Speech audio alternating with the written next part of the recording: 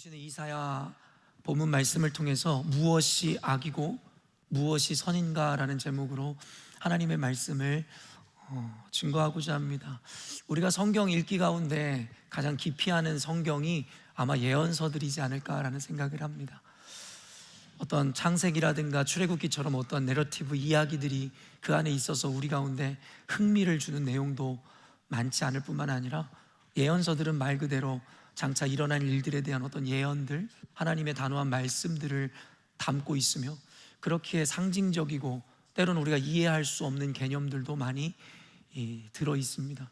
그러다 보니까 해석하기도 난해하고 이해하기도 어려운 이 예언서들, 우리가 읽는 것을 좀 기피하는 것도 무리가 아닐 듯 싶습니다.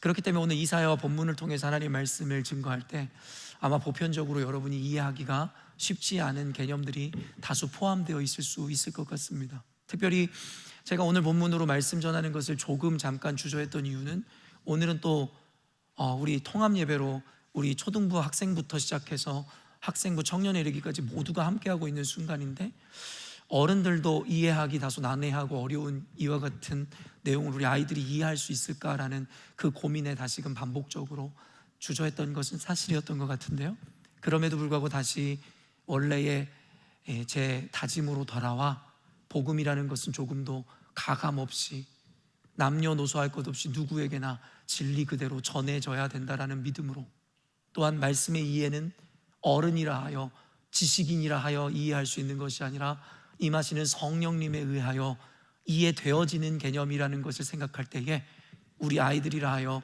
이 진리의 본질적 메시지를 이해하지 못할 것 없다라는 생각으로 오늘 말씀을 증거하려고 합니다. 또 우리 전도사님들의 이야기들을 들어보면 아이들 가운데서 말씀을 훨씬 선명하게, 그리고 그 포인트를 온전히 이해하는 이들이 있다는 이야기를 들으며 더욱더 담대하게 우리 아이들에게 하나님의 말씀을 증거하려고 합니다. 오늘 말씀이 중요한 이유는 우리 열린문교회 목회를 이해하는 데 있어서, 또 우리 열린문교회가 갖고 있는 신학적 그 개념에 있어서 여러분들이 이해하는 데 있어서 큰 도움을 받을 수 있는 내용들일 겁니다.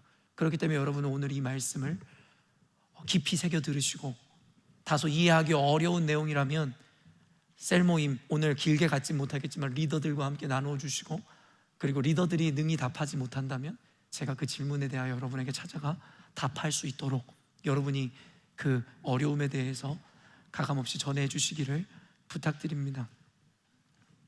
오늘 이 설교에는 신학에 있어서 여러 가지 이 신학의 어떠한 이 분류들이 있는데요, 분리함으로 여러 가지 신학들이 신학 안에 들어있는데요, 데오더시라고 여러분들 신정론, 아마 데오더시라는 이 영어로 해도 여러분이 어렵고 신정론이라는 이 말도 어려울 이와 같은 개념이 신학 중에 있는데요, 이 데오더시라는 이 신정론이라는 건 무엇이냐면 쉽게 생각하면 그 안에 과연 세상 가운데 악을 허용하시고 그것을 관용하시는 그 하나님은 과연 선하신 분이신가라는 이 주제가 이 신정론에 있어서 아주 중요한 어떤 아젠다이고 그리고 이슈입니다. 과연 하나님은 선하신가?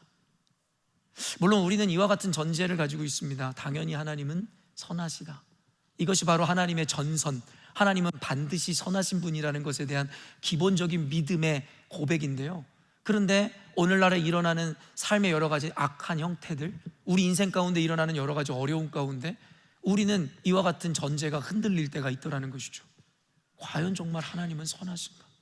그런데 하나님이 선하신가에 대해서 우리가 성경적으로 이해하고 논리적으로 밝히기 이전에 먼저 그 전에 사전에 우리에게 물어봐야 되는 것은 무엇이냐면, 그렇다면 과연 무엇이 악이고 무엇이 선이냐에 대해서 본질적인 질문을 던질 수 있고 이것에 대해서 답할 수 있어야 합니다. 그래야 과연 하나님은 선하신 분이신지 아니면 악한 분이신지에 대한 우리가 어떠한 규정을 내릴 수 있기 때문이라는 것이죠. 지금 대한민국에서 가장 큰 이슈가 무엇겠습니까? 지금 한창 대선 투표가 한창 진행 중이라는 거 우리가 알고 있죠. 이미 사전 투표는 끝이 났고 돌아오는 화요일에 이제 본 투표가 예정되어 있습니다. 한 국가에 여러분 대통령을 선출한다는 것은 어떤 이견이 존재할 수 없을 정도로 국가적 중대사라는 것은 우리가 모두 인정할 겁니다. 특별히 여러분 이번 대선이 맞이한 어떤 상황, 환경이 어떤 것입니까? 대통령 계엄 이후에 사실 여기서 이 계엄 당시에 예전에 있었던 계엄 당시에 태어나지도 않은 이들이 참 많은데, 혹은 그것에 대해 온전히 인식하지도 못하는 이들이 다수일 것인데, 여러분 계엄과 더불어서 그로 인한 결과로 이 탄핵이 이루어지고 그 이후에 일어나는 대선 투표이기 때문에 초유의 상황이라고 해도 무리가 없을 정도로 아주 특별하고 중차중대한 상황이라는 것을 우리는 너무나 잘 알고 있죠. 그렇기 때문에 우리는, 특별히 교회와 그리스도인들은 이 대선에 대해서 특별히 촉각을 곤두세우고 기도로 이 상황을 주의 깊게 살펴보아야 할 것입니다. 기도함으로 물론이거니와 할 수만 있다면 우리가 그 투표에 참여함으로 결국엔 이 중요한 역사적 상황 가운데, 그 과정 가운데 살아있는 증인이며 우리가 주체가 되어야 할 겁니다. 저 역시도 대한민국의 국민 중 한 사람으로서 비록 몸은 멀리 이곳 호주에서 살아가고 있지만 대선 전후에 많은 관심을 기울이고 또한 기도하고 있습니다. 언젠가도 여러분에게 이야기했지만 여러분 역시도 저와 같이 이민 생활을 하며 대한민국에서 멀리 떨어진 이곳 호주에서 살아가고 있습니다. 어떤 이들은 시민권을 획득하여 국적 자체가 대한민국인이 아니라 이제는 호주인으로 바뀐 분도 상당수 이곳에 계실 겁니다. 그럼에도 불구하고 우리의 내셔널리티와 관계없이 우리의 민족의 뿌리, 우리의 뿌리인 대한민국, 그 민족을 우리가 잊어버린다면, 그리고 그들을 더 이상 생각하지 않는다면 결국에는 이곳에서 살아가는, 어쩌면 평생 이방인일 수밖에 없는 우리들의 미래도 어두울 수밖에 없을 것이다라는 걸 잊지 않으셔야 할 겁니다. 대한민국이 있어야 내가 있는 것이고 그 민족이 부흥해야 우리의 밝은 미래가 있음이라는 겁니다. 교회와 같이 대한민국 한 민족이라는 것은 운명 공동체입니다. 성경에서 이야기하듯이 다른 지체가 수치를 당하면 나 역시도 그 수치에서 벗어날 수 없을 것이고, 그 지체가 영광 가운데 있을 때에 나 역시도 그 영광에 참여할 수 있을 거라는 그 말씀을 우리가 기억해야 할 겁니다. 대한민국이 바로 서고 대한민국이 하나님 앞에 부흥할 때에 비로소 이곳에 살아가는 우리 이민자들의 미래에도 밝은 미래가 있음이라는 것을 여러분 잊지 않았으면 좋겠습니다. 그러니 나와 무관하다라고 생각하셨던 분들이 계시다면 그것이 얼마나 큰 착각인 줄을 먼저 반성하셨으면 좋겠다라는 겁니다. 그렇기 때문에 대한민국에서 일어나고 있는 대통령 선거에 대한 많은 관심과 기도 중에 있었기에 하나님께서 저에게 주시는 여러 가지 마음들이 있었고, 또한 이 상황 가운데 이 마음을 가지고 오늘 이 본문을 통해 하나님의 메시지를 여러분에게 전하고자 하였습니다. 대통령 선거, 우리는 이 선거 가운데 참여하며 귀중한 한 표를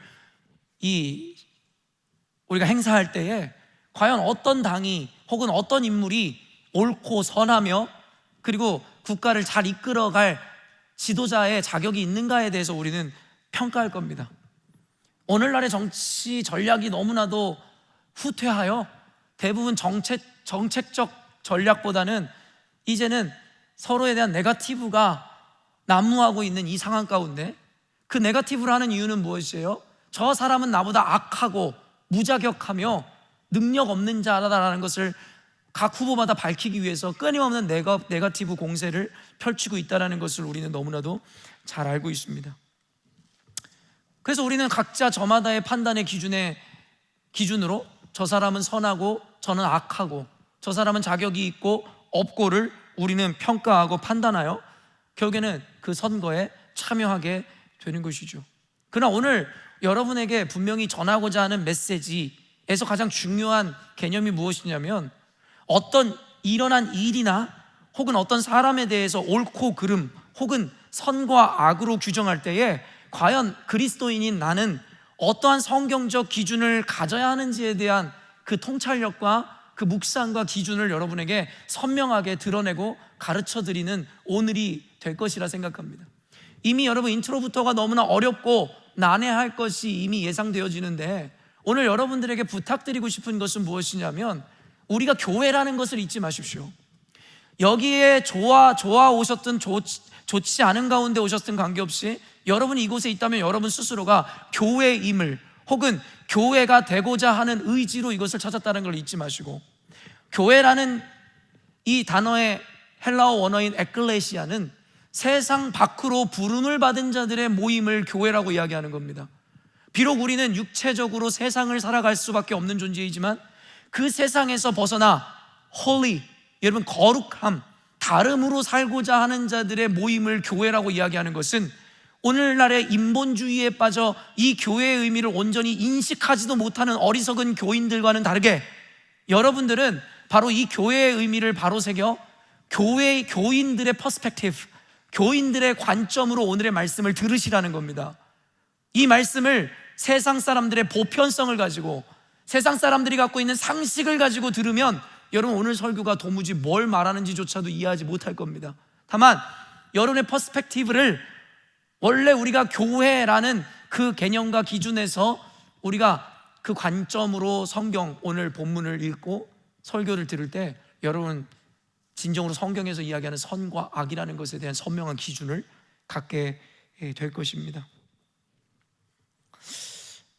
이전부터 나라에 중대사나 이와 같은 대통령 선거가 있을 때마다 교회는 함께 기도의 제목을 내놓고 기도했습니다. 그러면서 나오는 단골 메뉴와 같은 기도의 제목이 뭔지 아십니까? 이번 대통령 선거에는 기독교인이 대통령으로 선출되게 해달라는 기도, 혹은 기독교와 교회에 도움이 되는 대통령이 선출되게 해달라는 것이었습니다. 아마 여러분들도 이와 같은 기도의 제목으로 지금까지 기도하고 있는 분들이 계실지도 모르겠습니다. 저 역시도 신앙의 초기나 어느 정도 신앙이 성장할 때까지 저 역시도 무지성으로 그저 좋은 게 좋은 거지라는 개념으로 이와 같은 기도의 제목으로 열심히 기도했던 적이 있었습니다. 그러나 성경을 배우고 신앙이 더욱 성장하면서 그저 때마다 습관적으로 기도했었던 이와 같은 기도의 제목에 대하여 의구심을 갖기 시작했습니다. 근데 물론 여러분에게 이야기하고 싶은 것은 이와 같이 기도하는 것을 무조건 틀리고 잘못됐다라고 규정하거나 단정하는 것은 결코 아니라는 것을 여러분 기억하셨으면 좋겠습니다. 기도라는 것은 하나님과의 교통이고 소통입니다. 그렇기 때문에 인격이신 하나님 앞에 우리가 우리의 정직함과 솔직함을 아뢰고 우리의 소망과 바램을 기도하는 것은 결코 잘못된 것이라고 할 수 없을 것입니다. 그렇기 때문에 내 상식에 그리고 내 당연함에 부합되어지는 기독교인이 대통령이 되었으면 좋겠고, 기독교와 교회에 도움이 되는 자가 대통령이 되기를 원하는 그와 같은 기도를 무조건 틀렸다고 할 수는 없을 겁니다. 그러나 우리의 정직함을 아뢰고 고백하는 차원의 신앙의 수준을 넘어 하나님의 뜻을 이루어내고자 하는 신앙의 성숙 과정에서 생각해 볼 때에 과연 무지성으로 기독교인이 대통령이 되게 해달라는, 혹은 교회에 유익이 되는 자를 대통령으로 선출해달라는 라고 기도하는 것이 과연 옳고 선한 것인지에 대해서 우리는 의문을 가져야 된다는 겁니다. 이는 흡사 여기 청년들이 많이 계신데요, 우리가 배우자를 위해 기도할 때에 내가 바라고 원하는 이상형을 두고 기도하는 것이 과연 옳은지에 대한 의구심을 여러분이 품어야 된다는 거예요. 저는 청년 사역을 오래 해오면서 어떤 유명 목회자들이 청년들 수련회나 강의를 한답시고 여러분 청년들에게 1번부터 10번까지 자신들이 원하고 바라는 이상형들을 기록하고 그걸 위해 기도해라, 그랬더니 하나님이 그 사람을 주시더라. 전 이와 같은 강의를 하는 이들을 너무나 많이 보아왔습니다. 그러나 여러분에게 분명하게 못 박아 이야기하고 싶은 것은 그와 같은 가르침은 모두 거짓이고 잘못된 가르침입니다.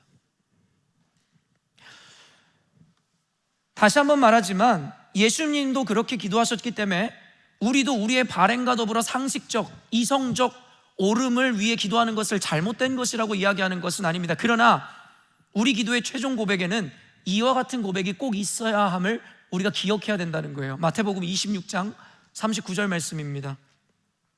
조금 나아가사 얼굴을 땅에 대시고 엎드려 기도하여 이르시되 내 아버지여 만일 할만하시거든 이 잔을 내게서 지나가게 하옵소서. 그러나 나의 원대로 마옵시고 아버지의 원대로 하옵소서. 여러분도 아시다시피 예수님께서 십자가의 그 고통을 눈앞에 두시고 그 고통 가운데 겟세마네 동산에서 여러분 피 눈물을 흘리시며 피땀을 흘리시며 기도했었던 그 간절한 기도의 내용을 성경이 우리에게 소개하고 있는 장면입니다. 예수님의 비애가 무엇이었어요? 완전한 인간으로 오셨음과 동시에 그는 완전한 하나님이셨다라는 겁니다. 그 이야기는 뭐냐면 인간이 느껴야 하는 고통을, 그 감정을 고스란히 느끼실 수밖에 없는 한계를 갖고 이 땅에 오셨을 뿐만 아니라 또한 인간이 알 수 없는 미래에 대해 분명히 알 수 있는 전지성을 가지고도 이 땅에 오셨다라는 거죠. 그렇기 때문에 예수님은 그가 당할 수치, 고통을 미리 아심으로, 결국엔 그 고통을 당하기도 전에 예수님은 이미 그 고통과 두려움 가운데 있을 수밖에 없었다라는 것이죠. 그래서 예수님이 기도하는 겁니다. 하나님, 할만하시거든, 혹은 할 수만 있다면 이 잔을 내게서 지나가게 하옵소서.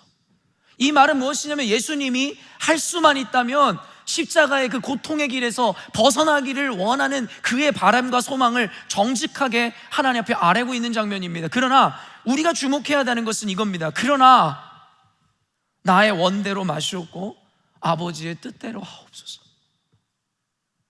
여러분, 예수님도 fully human, 인간으로 오셨기 때문에 우리가 갖고 있는 성정을 모두 가지고 계셨다라는 겁니다. 그 역시도 허기지셨고, 그 역시도 화가 나는 감정, 부끄러운 감정, 두려운 마음들이 공존할 수밖에 없는 인간의 실존적 한계를 가지고 있었다라는 겁니다. 그렇기 때문에 여러분, 미리 아는 그 수치, 억울한 그 고통을 그 역시도 감당하기 너무나 힘들었던 거죠. 그러나 예수님의 위대함은 예수님이 어떻게 이런 두려움을 느끼시고 예수님이 어떻게 이런 기도를 할 수 있어로 인해서 우리에게 실망감을 주는 것이 아니라 그와 같은 인간, 저와 여러분이 느끼는 그와 같은 수많은 두려움과 더 큰 고통 가운데, 그 억울함 가운데서도 예수님은 이것을 피하려고만 하는 것이 아니라 그러나 아버지, 주님의 뜻이라면 내 뜻대로 마옵시고 아버지 뜻대로, 이것이 바로 신앙인입니다.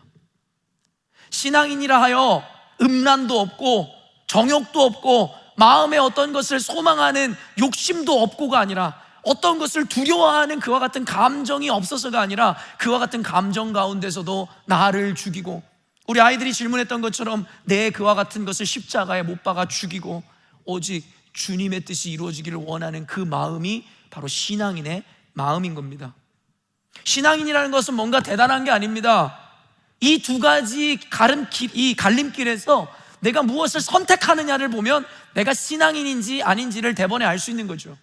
그렇기 때문에 여기에 앉아 계신 여러분이 예배를 드린다 하여 여러분이 신앙인이 되는 것이 아니라 그와 같은 기로 가운데 과연 나의 만족과 나의 오름을 선택할 것인지, 아니면 하나님의 기뻐하시는 뜻과 하나님의 오름을 선택할 건지에 대하여 어떤 것을 선택하는지를 보면 여러분이 신앙인인지 그렇지 않은지를 알게 된다는 겁니다. 내 뜻대로 마옵시고 아버지의 뜻대로 하옵소서. 이것이 우리 기도의 가장 중요한 핵심이며 포인트여야만 한다라는 겁니다. 오늘 본문은요, 기독교인이라면 읽을 때 한 번쯤은 의아함을 품었을 법한 내용을 담고 있습니다. 그 문제의 내용은 첫 번째 구절에 바로 등장하는데요, 1절 말씀 한번 읽어보겠습니다. 여호와께서 그의 기름을 부음을 받은 고레스에게 이같이 말씀하시되 내가 그의 오른손을 붙들고 그 앞에 열국을 항복하게 하며 내가 왕들의 허리를 풀어 그 앞에 문들을 열고 성문들이 닫히지 못하게 하리라. 여러분, 여기에 등장하는 고레스라는 인물 누구입니까? 여러분 대부분 알고 계시리라 생각하는데요, 바로 바사의 왕의 이름입니다. 바사라는 말이 약간은 여러분에게 이질감이 있지만 쉽게 이야기하면 페르시아라고 이해하시면 됩니다. 페르시아의 왕 고레스. 여러분, 이 페르시아, 바사, 성경에서 바사라고 하니까 이제부터는 제가 바사라고 이야기하고, 페르시아는 여담으로 말씀드리면 오늘날의 이란이라고 생각하시면 되는 거죠. 당시에 여러분 바벨론이라는 그 대국, 당시에 패권을 쥐고 있었던 바벨론, 그 다음에 그 패권을 쥐게 되는 나라가 이 페르시아, 바사라는 것을 우리는 너무나 잘 알고 있죠. 이미 예언과 같이 선언되는 것이 무엇입니까? 하나님께서는 바로 바사의 왕 고레스에게 하나님의 힘과 권세와 영광을 주시겠노라고 선언하시라는 것이죠. 그리고 그를 통해 하나님의 영광을 드러내시겠다고 1절에서 선언하고 있는 겁니다. 심지어 오늘 본문 1절에서 하나님은 그에게 기름을 부으셨다고까지 이야기하고 있다라는 거예요. 여러분, 우리가 잘 알고 있듯이 기름을 붓는다, anointing, 여러분 이게 어떤 의미인지 여러분에게 수도 없이 설명해 드렸죠. 우리가 예수님을 그리스도라고 이야기하고 크라이스트, 이 그리스도라는 그 의미 자체가 anointed one, 기름 부음을 받은 자라는 의미라고 여러분들에게 설명했고, 그것을 구약적인 개념에서 기름 부음을 받은 자들의 세 가지 직분에 대해서 여러분에게 설명했으며, 고로 예수님을 그리스도라고 이야기하는 그 의미는 예수님께서는 바로 이 삼중직을 모두 가지고 있는 개념이다라고 여러분에게 그 의미를 설명해 드렸습니다. 그럼 구약에서 기름 부음을 받은 자들은 과연 어떤 자들이었는지 우리가 미리 배웠는데요. 첫째, 왕이 그러하였고, 둘째, 제사장이 그러하였으며, 셋째, 선지자가 그러하였습니다. 바로 예수님은 이 세 가지 직분을 모두 가지고 있었지만 구약 성경의 의미로 살펴본다면 이 세 가지 직분은 모두 구별되어 하나님의 특별한 부르심으로 인해서 주어진 부르심의 자리였음을 우리는 알아야 한다라는 것이죠. 여러분, 이와 같은 개념을 통해서 기름 부음을 받았다라는 것은 하나님께 특별히 택함을 받고 특별하고 구별된 사명을 허락하셨다라는 것을 우리가 인식할 수 있게 되는데요. 그런데 여러분, 문제가 되는 것이 무엇이에요? 그 기름 부음을 받은 왕인 고레스는 이스라엘의 왕이 아니라 이스라엘을 괴롭히고 이스라엘을 곤경에 빠뜨렸던 바로 바사의 왕이라는 데에 우리는 그 의문점을 갖게 된다는 것이죠. 성경에서는요, 구약 성경의 개념으로만 보아도 유대인들이 왜 그런 편견을 갖게 됐냐면, 자신들은 chosen people, 자신들은 선택받은 백성이고 그 외에 다른 민족은 개만도 못한 악한 존재들이라는 세계관과 인식이 유대인들에게 있었다는 걸 우리는 알고 있죠. 그렇기 때문에 선민사상에 빠져있던 이스라엘에게 이스라엘이 아닌 이방인, 그들이 개와 같이 여기던 이방인에게 기름을 부으시고 왕으로 세우셨다는 내용은 지금 우리가 듣는 것과는 비교할 수 없을 정도의 이질감과 그들에게 충격일 수밖에 없었다는 것을 우리는 알아야 한다는 것이죠. 이방의 왕인과 동시에 특별히 이스라엘을 노예로 삼은 바사 왕에게 기름을 부으셨다니 이것 자체가 충격인 겁니다. 하나님은 이스라엘의 하나님 아니셨던가요? 그런데 어떻게 이스라엘의 대적의 왕에게 기름을 부으시냐라는 거죠. 2절 3절 말씀 한번 읽어보도록 하겠습니다. 내가 너보다 앞서가서 험한 곳을 평탄하게 하며 논문을 쳐서 부수며 쇠빗장을 꺾고 내게 흑암 중에 보화와 은밀한 곳에 숨은 재물을 주어 내 이름을 부르는 자가 나 여호와 이스라엘의 하나님인 줄을 내가 알게 하리라. 여러분, 이와 같은 말씀이 저와 여러분, 교회 혹은 이스라엘을 향해 주시는 축복의 말씀이라면 얼마나 감동적이겠어요. 내가 가기도 전에 이미 하나님께서 앞서 가셔서 평탄케 길을 만드시고 대적들을 모두 잠재우시겠다고 이야기하는 것은 저와 여러분과 같은 교회를 향해 하나님의 백성들을 하시는 축복의 메시지로 우리는 들어왔습니다. 그런데 다시 한번 이야기하지만 도리어 이스라엘의 대적에게 기름을 부으실 뿐만 아니라 그들의 앞길을 평탄하게 주님께서 닦아주신다고 말씀하시니 얼마나 충격적이냐라는 것이에요. 하나님을 알지 못하는 족속의 왕에게 권세를 주고 힘을 주실 뿐만 아니라 그의 길을 평탄하게 하여 도리어 하나님의 영광을 드러내시겠다고 하니 이것이 우리에게 충격일 수밖에 없는 거죠. 이는 흡사 여러분, 하박국 선지자가 그러하였듯이 하나님께서 이스라엘을 심판하시기 위한 도구로 바벨론이라는 나라를 선택하셨다라는 말 때문에 하박국 선지자가 충격에 빠지는 장면을 하박국서에서 기록하고 있는 거예요.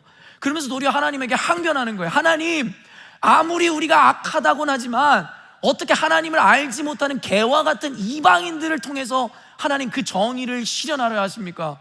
과연 하나님 당신이 옳으십니까? 하박국은 여러분, 하박국서에서 하나님의 의에 대한 도전을 하고 있는 거예요. 오늘날의 저와 여러분이 그러듯이 말입니다. 여기까지만 보면 우리가 알고 있는 이스라엘 하나님, 그리고 무엇보다 공의의 하나님에 대한 의문이 품어질 수밖에 없는 것이죠. 아까 신정론이라는 것에서 우리가 질문을, 아젠다를 던지듯이 과연 그런 하나님은 선한 분이신가? 여러분, 바사는 바벨론을 물리치고, 아까도 얘기했지만 바벨론이라는 패권 국가가 있을 때에 더 강력한 힘으로 등장하게 되는 이 바사, 말 그대로 하나님께서 도와주시니 바파레시아가 힘을 얻지 못한 이유가 없는 거죠. 그래서 그때 당시에 그 대국이었던 바벨론을 물리치고 고대 근동 지역에 패권을 갖게 된다는 걸 역사적 사실을 통해 우리는 알고 있죠. 그리고 여러분, 그 패권은 어떻게 지게 되었죠? 그 과정 가운데 거대한 군사력과 그리고 그들의 잔혹성으로 주변 국가들을 물리치고 무자비한 살상과 폭력을 통해 얻게 되는 패권이었습니다. 여러분도 알고 있는 그 300이라는 영화, 제가 종종 소개하잖아요. 그 잔인한 영화에 등장하는 그 악인들, 그들이 바로 페르시아, 바로 바사의 이야기를 다루고 있는 것이고, 그들이 여러분 얼마나 잔혹하게 나라를 정복해 가는지에 대해서 신랄하게 드러내고 있는 영화. 여러분, 하나님을 알지 못하는 것이 얼마나 큰 죄악임을 우리는 알고 있죠. 하나님을 모른다는 것 자체가 큰 죄악이죠. 그런데 또한 언젠가도 여러분들에게 이에 대해 설교했었지만 하나님이 가장 싫어하는 것 중에 한 가지가 바로 폭력입니다.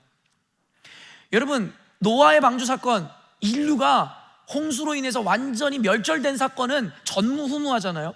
그게 바로 노아의 방주 사건인데 왜 하나님이 그처럼 분노하셨는지에 대해서 성경에는 자세한 근거를 남기고 있지 않아요. 그러나 단 한 가지 근거를 남기고 있는 게 뭔지 아세요? 바로 그들의 잔혹성과 폭력성이라고 성경은 남기고 있죠.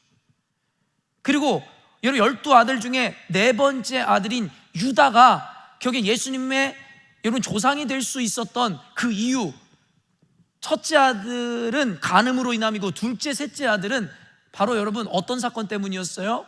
세겜 족속을 칼로 쳐 죽인 그 잔혹성으로 인해서 그 영광의 자리에서 하나님께서 그들을 거절하셨음을 우리를 알고 있죠. 그런 의미에서 하나님께서 가장 싫어하는 것은 폭력입니다. 잔혹함을 하나님께서는 너무나 싫어하죠. 근데 여러분, 이 싫어하는 모든 것이 조합된 것이 지금 이 상황 아닙니까? 하나님을 알지 못하는 자들, 무엇보다 하나님이 가장 싫어하시는 그 폭력과 잔혹성을 가진 자들, 그런데 그들의 왕에게 기름을 부으셨다는 거예요. 그렇다면 과연 하나님은 이처럼 불의하신 분입니까? 아니면 하나님이 혹은 실수라도 하신 걸까요? 우리는 여기서 하나님의 불의와 실수에 대해 논하기 전에 먼저 옳음과 그름 혹은 선과 악의 규정에 대하여 성경적 근거를 제시할 수 있어야 된다는 겁니다. 여러분, 우리가 보편적으로 선과 악, 옳음과 그름이라고 나누고 구분하는 기준이 뭡니까? 여러분은 뭐가 선이고 뭐가 악이고 뭐가 옳음이고 뭐가 그름이고 그것을 나누는 그 여러분은 기준을 어떤 것으로 여러분 붙들고 계시냐고 여러분들에게 묻고 있는 겁니다. 아마 그 기준은 아마 법과 원칙일 것이고 혹은 도덕과 윤리일 겁니다. 법과 그리고 원칙, 그리고 여러분이 갖고 있는 각 사회 시대마다 달라지는 도덕과 윤리라는 것을 기준으로 이 세상에 일어나는 일들 혹은 어떤 이들의 옳고 그름을 여러분은 구분할 겁니다. 물론 이와 같은 보편성과 이에 따른 규정과 원칙 역시도 하나님이 허용하시고 허락한 것이기에 하나의 기준이 될 수 있습니다. 제가 늘 여러분에게 이야기하지만 하나님은 보편적으로 우리의 삶을 인도하시고 그 보편성을 따라 사는 것이 그리스도인들의 일반적인 삶의 원칙이어야 된다고 여러분에게 누누이 강조해 왔습니다. 그러나 중요한 것은 이와 같은 보편적 원칙과 기준을 우리가 무시하거나 따르지 않아도 되는 것은 아니지만 성경의 구분에 의하면 우리 신앙인들에게 있어서 그와 같은 보편적 원칙과 기준이 절대적이라고 할 수는 없다라는 겁니다. 이는 어디까지나 인간과 인간 사이에 서로의 합의에 의해 맺어진 규칙이며 만들어진 문화입니다. 여러분 모두가 인정하시죠? 법과 원칙과 문화와 그로 따른 윤리와 도덕이라는 것은 국가마다 다르고 시대마다 달라왔으며, 한 가지 예로 들면 유교 문화 가운데 있었던, 지배를 당하고 있었던 이 우리 조선시대라든가 그 영향을 받은 근대의 대한민국은 여러분 동성애자들에 대해서 혐오하고 있었던 집단들이에요. 1세기도 아니고 반세기로만 올라가도 이와 같은 자들을 저주하며 그들을 나주로 쳐 죽이기도 했었단 말이에요. 근데 여러분, 그로 인해서 반세기 이후에 지금의 역사는 어때요? 이제는 동성애라든가 그와 같은 것을 잘못되었다라고 이야기하면 그와 같은 자들이 도리어 혐오의 대상이 되죠. 심지어는 교회마저도 이제는 그들에 대해서 그것을 죄악이고 잘못된 것이다라고 이야기하는 것을 주저해야만 하는 순간을 우리는 맞이했다라는 겁니다. 여러분, 윤리와 도덕, 여러분이 판단의 기준으로 잡는 그와 같은 것들은 절대적이지 않아요. 늘 변화되어 왔고 늘 바뀌어 왔으며 앞으로도 바뀌어질 겁니다. 우리는 진리라는 것을 이야기할 때에 이와 같이 바뀌는 성질의 것을 진리라고 이야기하지 않아요. 진리는 동서고금을 막론하고 시대를 여러분 초월하여 언제 어디서나 어떤 순간인가 모두 동일해야만 합니다. 그리고 하나님의 말씀이, 성경이 그래서 유일한 진리라고 우리는 이야기하는 겁니다. 여담으로 카톨릭에 대한 비판 한 가지 더 할까요? 카톨릭은 성경과 동일한 권위를 부여하고 있는 것이 그들의 트래디션입니다. 이건 그들이 공식적으로 이야기하는 겁니다. 근데 너무나도 편협한 게 뭔지 아세요? 그들이 말하는 트래디션, 하나님의 섭리와 역사 가운데 만들어진 트래디션이기 때문에 그건 역시도 리스펙해야 된다, 여기까지 좋다 이겁니다. 그러나 그들의 트래디션은 결국에는 중세 이전의 트래디션으로 멈춰버렸잖아요. 그렇다면 지금도 만들어지고 있는 트래디션에 대해서 그들은 끊임없이 액셉트하고 인정해야 되는 거 아닙니까? 근데 여전히도 향을 피워 올리고 여전히도 중세에 가지고 있었던 문화에 머물면서 그것을 우상화해버린 게 그들의 모습 아닙니까? 그게 모순이라는 겁니다. 트래디션은 진리가 될 수 없습니다. 왜냐하면 계속 바뀌는 성질의 것이기 때문입니다. 그래서 우리 기독교는 어떠한 것도 타협하지 않아요. 우리에게 유일한 진리는 바로 하나님의 말씀밖에 없다라고 우리는 이야기하는 것이죠. 풀은 마르고 꽃은 시들어도 하나님의 말씀은 영원하기 때문입니다. 여러분 믿으십니까? 절대 타협하지 마세요. 시대가 바뀌어도 결코 바뀔 수 없는 한 가지입니다. 우리 열린문교회는 젊은 교회입니다. 찬양을 하든 우리 교회의 문화를 조금이라도 시대에 맞추어 젊은이들에 맞추어 바꾸어 가고자 하는 노력을 우리는 서슴지 않습니다. 그럼에도 불구하고 문화는 그럴지언정 진리는 바뀌지 않습니다. 가장 보수적이고 우리는 그래서 절대 타협이 없는 것입니다. 그러나 우리가 신앙의 개념으로 돌아오면 그와 같은 법과 규정이 꼭 절대화될 수 없다는 이야기를 여러분에게 해드리고 있습니다. 여기서 하나님이 우리를 구별되라 하시고 세상과 다르다고 하신 개념을 이해할 수 있어야 됩니다. 세상을 무시한 게 아니라 예수님이 가이사야의 것은 가이사에게, 하나님의 것은 하나님에게, 이 분리되는 이분법적인 개념을 예수님도 인정하셨어요. 너희들은 완전하지 않지만 필연적으로 세상에 속하여 살 수밖에 없는 존재이기에 그들의 법도 지켜라. 그러나 세상 속을 살아가지만 너희들은 세상에 속한 자들이 아니라 내게 속한 자이기에 하나님의 것은 하나님에게 드려라. 그리고 이 두 가지 개념이 충돌할 때에는 조금도 주저하지 말고 하나님의 것을 선택해라. 그게 언젠가도 여러분에게 이야기했던 요셉이 그러하였고 다니엘이 그러하였음에 대해서 여러분에게 강론한 적이 있어서 길게 여러분에게 이야기하지는 않겠습니다. 그게 거룩입니다. 그게 세상과 다르다는 겁니다. 근데 여러분이 하나님의 법과 세상의 법 앞에서 세상의 법을 선택하는 삶, 조금도 주저함 없이 세상의 법칙을 따라 사는 사람이라면 여러분은 거룩하지도 않고 여러분은 신앙인일 수가 없는 것이죠. 우리는 하나님의 법을 우선시하는 존재 집단들입니다. 먼저 옳고 그름을 논하기 전에 우리의 신앙의 고백부터 점검해야 됩니다. 여러분 대전제를 한번 살펴볼게요. 늘 제가 얘기하지만 가지를 보기 전에 숲을 봐야 되고 성경을 읽기 전에 우리는 컨텍스트를 보아야 하며 성경의 세계관을 이해하기 위해서는 소전제가 아닌 대전제부터 역으로 올라가야 된다고 여러분에게 늘 이야기합니다. 첫째, 존재론적인 의미에서 우리의 존재의 이유 그리고 가치 그리고 목적을 살펴보면 우리는 하나님에 의해 창조되었으므로 그의 목적을 위해 존재합니다. 여러분 이견 있으십니까? 우리는 하나님의 창조를 믿는 자들이에요. 그렇다면 존재론적으로 필연적으로 그것을 지은 자의 목적과 이유를 위해 우리는 존재할 수밖에 없다라는 겁니다. 그러므로 우리의 존재의 이유와 그 가치 그리고 목적은 모두 하나님의 뜻과 영광을 향해 있어야 됩니다. 여러분 인정하셔야 됩니다. 그래야 신앙인입니다. 둘째, 세상에 존재하는 옳음과 그름, 선과 악에 대한 규정은 하나님이 하시는 겁니다. 우리에 의해 주어지거나 결정되는 것이 아니라 하나님에 의해 규정되는 겁니다. 이걸 로마서에서 분명히 이야기했는데요. 오늘은 야고보서 4장 12절 말씀 읽어볼게요.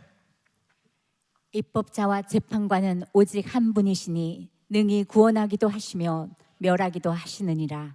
너는 누구이기에 이웃을 판단하느냐? 성경에서 분명히 이야기하기에 입법자와 재판관, 입법부와 사법부, 그리고 행정부를 통틀어 모든 것을 행할 수 있는 분은 오직 한 분, 하나님이라고 성경은 이야기하고 있죠.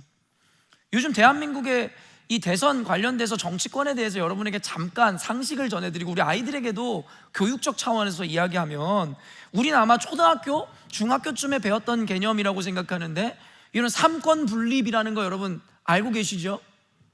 잘 모르시는 분들을 위해서 설명해드리면, 삼권 분립의 원칙이라는 것은 입법부, 사법부, 행정부가 서로 분리되어 각자의 독립성을 유지하여 권력의 남용을, 그리고 독재를 막고 국민의 자유와 권리를 보장하려고 세워진 원칙입니다.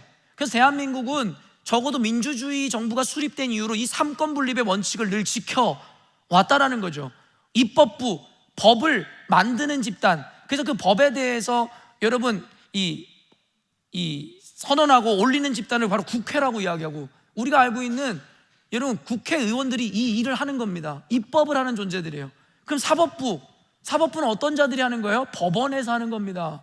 법을 공부해서 그 법을, 우리가 모두 합의한 법을 지켜낼 수 있도록 시행하는 존재들이 사법부이고, 행정부는 어떤 존재예요? 정부입니다. 바로 대통령과 관료들, 장관들이 바로 이 행정부의 수장들이라고 우리는 할 수 있는 것이죠. 그런데요, 오늘날에 여러분 이 정치의 한 진영에서 다른 진영을 비판하는 이유로 상권 분립을 해치고 독재를 하려고 한다는 주장으로 인해서 우리가 상권 분립에 대해서 지금 인식하고 있죠. 여러분, 어떤 진영이 옳고 그름을 떠나서 이 상권 분립이라는 것은 인간 사회에 있어서 꼭 유지되어야 되는 원칙이라고 저는 믿습니다. 그렇지 않으면 한 어떤 진영이라든가 한 사람이 이와 같은 모든 권한을 갖는 순간 결국에는 김일성, 김정은과 같은 독재자가 출현하게 되기 때문인 것이죠. 우리는 그래서 목숨 걸고 상권 분립을 지키려고 하는 겁니다. 그러나 이는 어디까지나 인간 사회에서 정해진 규칙이고, 무엇보다 이게 중요합니다. 인간의 한계에 의해 주어진 합리입니다.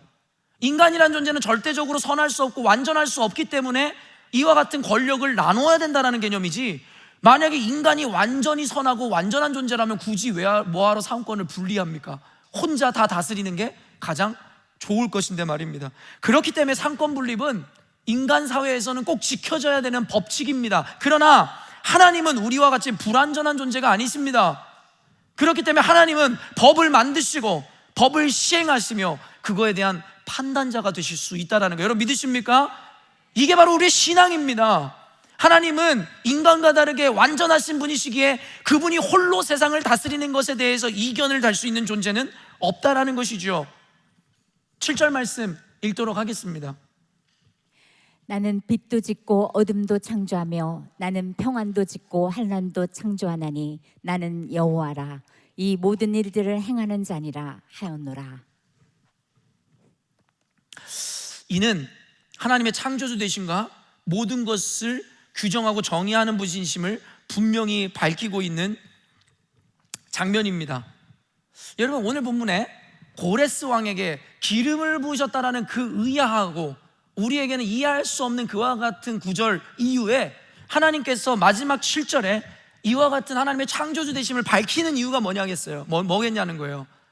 이 말은 너희 같은, 저를 포함한 우리와 같은 보편적이고 상식적이고 일반적인 사람들은 결코 하나님의 섭리를 이해할 수 없기에 너희들의 판단과 이해로 이해해야 하는 영역이 아니라 너희들은 절대적인 창조주 되신 하나님의 영역이므로 그것을 그저 받아들여야 되는 존재라고 이야기하는 거죠.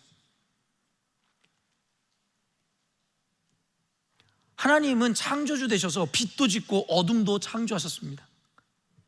평안도 짓고 환난도 창조하셨다라는 거예요. 밝은 면뿐만 아니라 어두운 면도, 우리의 입장에서 평안하고 환난이라고 여기는 그 모든 것도 하나님이 창조하시건 혹은 허용하신 개념이다라고 이야기하죠. 성경은 하나님의 절대성을 강조합니다. 이에 대해 어떠한 타협도 용납하지 않습니다. 우리는 그리고 그와 같은 절대자이신 하나님을 믿는 존재들입니다. 그게 교회입니다. 그리고 신앙인입니다. 그렇다면 이거에 대한 이견이 아니라 여러분은 제가 지금 선언하는 이 의미를, 이 개념을 여러분은 받아들이셔야만 합니다. 여러분이 신앙인이라면 말입니다.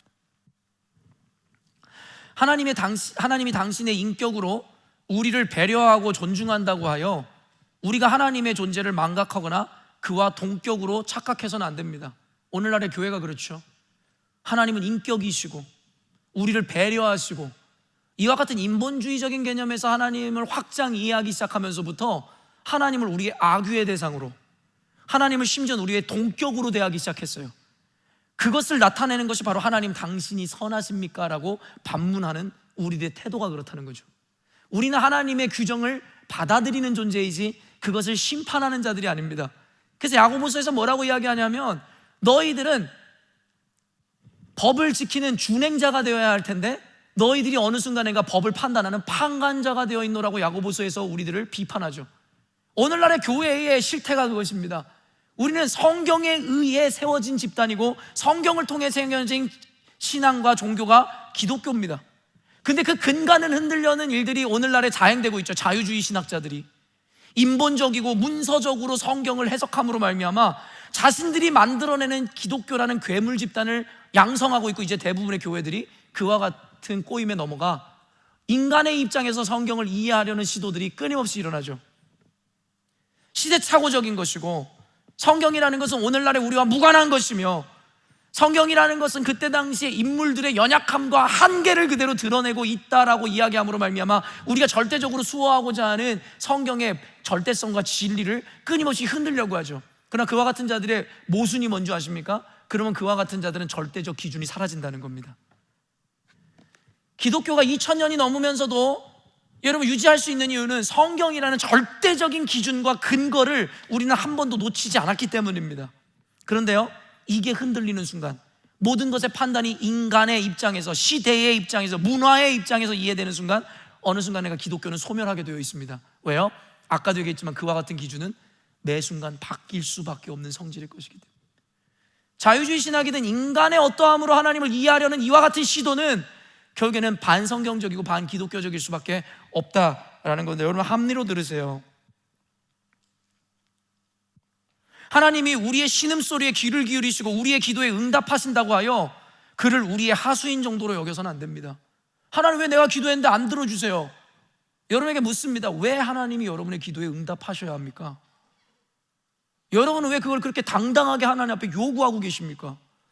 왜 그 응답이 이루어지지 않을 때 왜 하나님을 그렇게 쉽게 원망하시냐는 거예요. 하나님이 꼭 응답하셔야 합니까? 그가 말씀으로 우리를 깨닫게 하시고 이해시켜 주신다 하여 그분을 우리의 이성으로 판단해도 된다라는 말은 아닙니다. 오늘날의 기독교의 비극은 하나님과 인간이 동격으로 여기거나 혹은 악유의 대상으로 받아들이거나 혹은 하나님과 우리 사이에 있는 그 갭을 요 정도로 생각한다는 겁니다.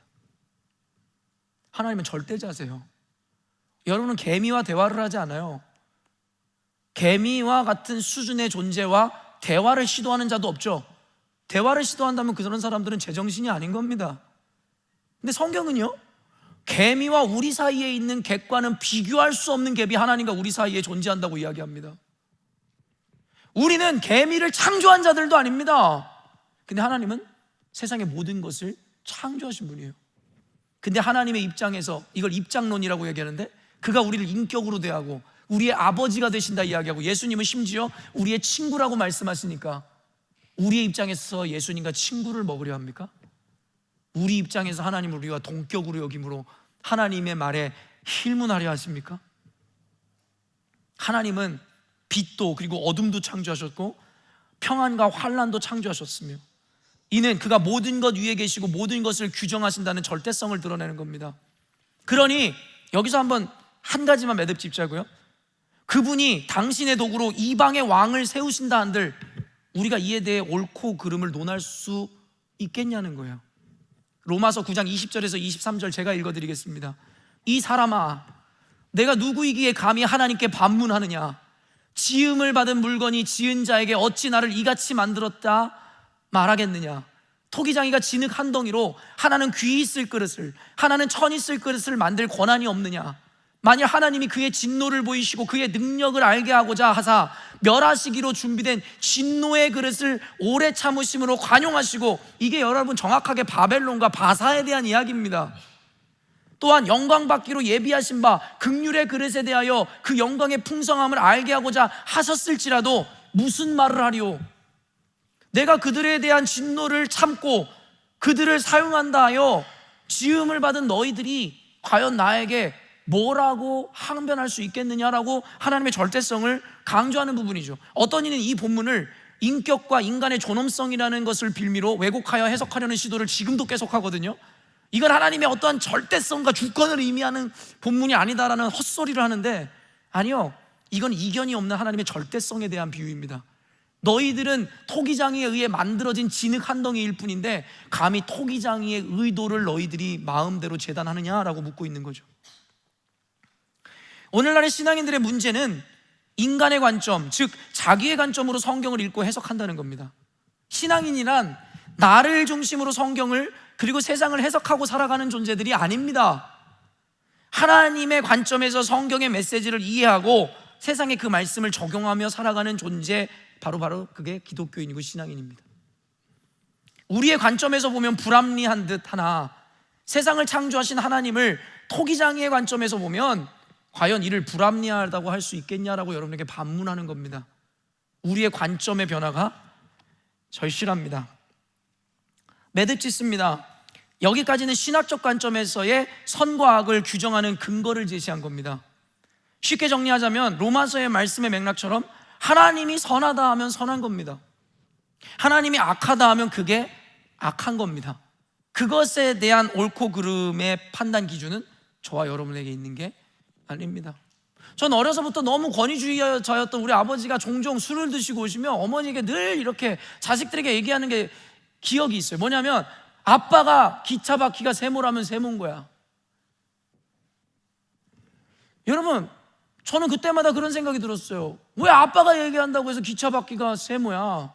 기차 바퀴는 둥근데. 여러분, 옳습니다. 그 아버지는 하나님이 아니시니까요. 그 역시도 법을 제정하는 자가 아니라 법과 원칙을 지켜야 되는 제한적 존재니까요. 그건 말 그대로 권위주의에 빠진 잘못된 아버지들이 했던 잘못된 어리석은 이야기겠죠. 그런데 우리 하나님은 모든 것을 규정하는 분입니다. 왜요? 모든 것을 만드신 분이기 때문입니다.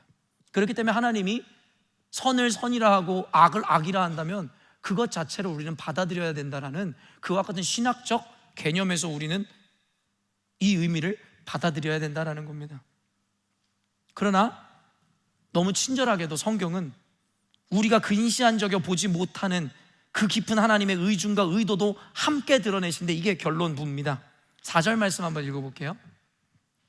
내가 나의 종 야곱, 내가 택한 자 이스라엘 곧 너를 위하여 내 이름을 불러 너는 나를 알지 못하였을지라도 내게 칭호를 주었노라. 하나님 뭐라고 말씀하시면 하나님을 알지 못하는 바사왕 고레스 왕에게 기름을 부으신 그 근본적인 이유를 지금 밝히시죠. 뭐라고 밝혔어요? 바로 하나님의 백성 이스라엘을 위해서라는 거죠. 여러분도 아시겠지만 통일왕국 시대에 사울왕을 첫 번째 이스라엘의 왕으로 세우시고 그 다음이 다윗 왕이었으며 그리고 마지막 통일왕국의 마지막 왕이 그 아들 솔로몬이었음을 알고 있죠. 그리고 그 죄악으로 말미암아 그 이스라엘은 두 진영으로 분리되게 되는데 한 가지가 여로보암을 축으로 한 북이스라엘이고 그리고 르호보암 솔로몬의 아들을 중심으로 한 남유다가 그렇습니다. 그 이후에 여러분 여러 왕이 존재하며 북이스라엘은 기원전 722년에 그때 당시의 강성대국이었던 아수르에 의해 멸망을 하게 되고 그 이후에 100년 조금 지나 패권을 빼앗았던 바벨론에 의해서 남유다는 기원전 586년에 멸망하게 됩니다. 그럼 여기까지 역사를 살펴보면 그때 당시에 고대 근동에 패권을 쥐고 있었던 건 바벨론이죠. 그 바벨론 왕은 남유다의 마지막 왕이었던 시드기야의 두 누나를 뽑아버리고 그 백성들을 포로로 이끌고 갑니다. 그리고 여러분이 알고 있는 그 포로기의 이야기를 담고 있는 게 다니엘서이고 다니엘과 그 유명한 세 친구는 바로 이 포로기 바벨론의 포로 시점에서 여러분 그곳에서 관직을 얻게 된 자들의 이야기입니다. 근데 참 특이점 뭐냐면 역사적 맥락에서 다니엘서는 두 패권국이 등장하는데 처음에는 이런 바벨론의 왕에 의한 신하 노예로 시작하다가 중간에 갑자기 바사 왕으로 바뀌어지는 이 역사를 다니엘서에서 기록하죠. 즉 패권은 바뀌었지만 바벨론에 의해 포로로 끌려갔던 그들이 그대로 바사 왕의 노예로 전락했다라는 것을 다니엘서에서 우리들에게 보여주죠. 이게 바로 이스라엘의 역사입니다. 그런데요, 우리가 그 이후에 느헤미야서나 에스라서를 통해서 그 이후의 역사를 알고 있는데 그게 뭐냐면 바로 바사 왕의 노예로 있던 그때의 왕이었던 고레스, 지금 여기서 기름 부음을 받은 그 고레스 왕은 고레스 칙령이라는 것을 내려서 70년간 노예 생활, 포로 생활을 하고 있었던 그들을 마침내 예레미야서에서 예언한 것 같이 70년이 끝난 이후에 너희들을 다시 귀환시키리라는 하나님의 예언을 이루는 데 있어서 쓰임받는 것이 바로 고레스 왕이고 그가 내린 칙령이었습니다. 3차에 걸쳐서 포로 귀환이 이루어지고 첫 번째는 수룹바벨에 의해서, 두 번째는 에스라에 의해서, 세 번째는 느헤미야에 의해서 포로 귀환의 완성을 이루게 되죠. 바로 하나님의 예언 그리고 이스라엘의 회복을 위해서 귀히 쓰였던 도구가 누굽니까? 고레스 왕이고 바로 고레스 칙령이 그렇습니다. 이사야서에서 미리 앞서 내가 바사 왕 고레스에게 기름을 부었노라는 이 의미가 뭔지 이제 아시겠습니까? 그때 당시에는 근시안적인 개념에서 이스라엘 백성이 어떻게 이방인에게, 이방의 왕에게, 우리에게 폭정을 일삼는 저에게 라고 이야기했지만 역사에 이루어진 후에서 살펴보니 이스라엘은 모두 알고 눈물을 흘리며 땅을 치며 하나님 앞에 회개했을 겁니다. 하나님 죄송합니다. 그때는 제가 몰랐는데 하나님이 우리를 위해 미리 예비하셨다는 것을 몰랐습니다. 여러분, 이스라엘의 죄로 바벨론에 의해 심판하시지만 바사왕 고레스를 통해 그들을 회복시키셨다는 거예요. 즉 악인을 부르시고 사용하심으로 결국 하나님의 백성을 살리시고자 함이었다라는 거예요. 여러분이 오늘날 그렇게 하나님 살아계십니까? 하나님이 선하십니까? 라고 이야기하는 그 이유에 대해서 그 하나님께서는 그와 같은 일을 행하신 이유에 대해서 오늘 여러분에게 밝히는 거예요. 너희들이 아직 몰라서 그런다고. 여러분, 청소년이나 아이들은 부모가 당장 게임도 못하게 하고 혼내고 잔소리하면 짜증나죠. 나도 이제 다 컸는데 왜 엄마 나한테 용돈도 안 줘? 이것도 하지 말라 그러고 왜 나한테 이래라 저래라야? 짜증나죠. 그러면서 부모를 원망하죠. 근데 아직 여러분이 모르고 있는 게 뭔지 아세요? 바로 그 부모의 마음을 모르는 거예요. 그 부모의 의중을 아직 여러분은 절대 죽었다 깨도 이해할 수 없는 거예요.